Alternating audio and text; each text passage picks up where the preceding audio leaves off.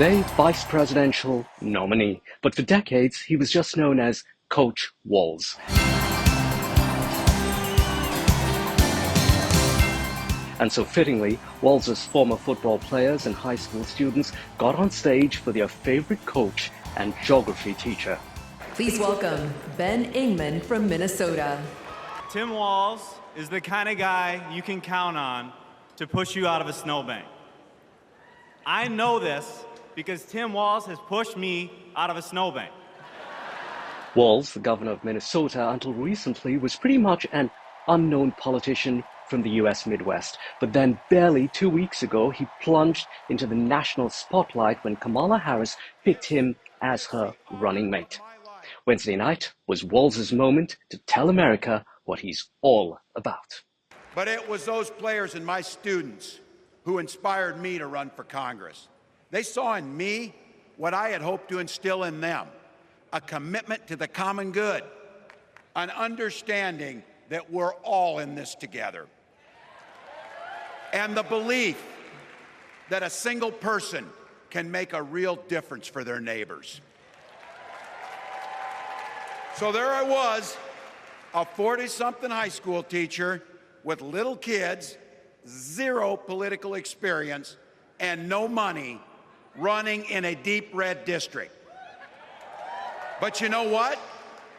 Never underestimate a public school teacher. Harris's choice in picking Walz is to resonate with Americans. The hope voters will see in him a dad, an everyday man, and someone who for 24 years served in the National Guard, a part of the US military. I know guns. I'm a veteran. I'm a hunter.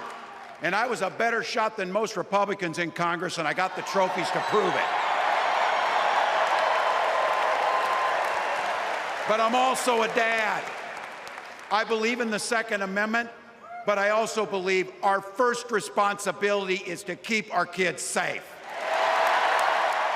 On display, Walz's showmanship and how he can woo a crowd, his energy infectious as he played to his party members. It's the fourth quarter. We're down a field goal, but we're on offense and we've got the ball. We're driving down the field. And boy, do we have the right team. Kamala Harris is tough. Kamala Harris is experienced, and Kamala Harris is ready. Our job for everyone watching is to get in the trenches and do the blocking and tackling. 1 inch at a time, 1 yard at a time, 1 phone call at a time, 1 door knock at a time, 1 $5 donation at a time. Look, we got 76 days. That's nothing. There'll be time to sleep when you're dead. We're going to leave it on the field. That's how we'll keep moving forward. That's how we'll turn the page on Donald Trump. That's how we'll build a country where workers come first. Healthcare and housing are human rights. And the government stays the hell out of your bedroom.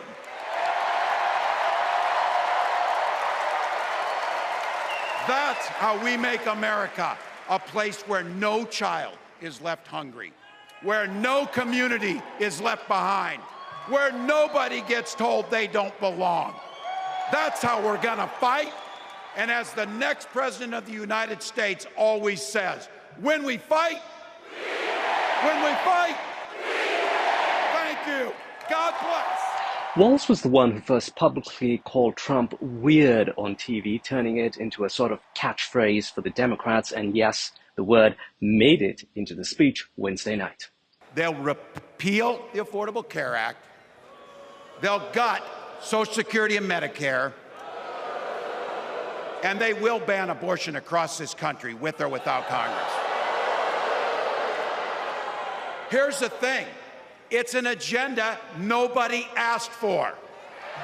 It's an agenda that serves nobody except the richest and the most extreme amongst us.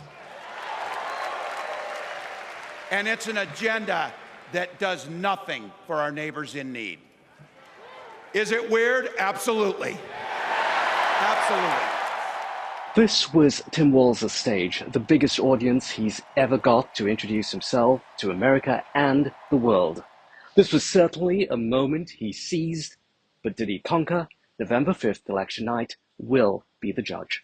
For CNN News 18, Alistair D'Souza, Washington, D.C.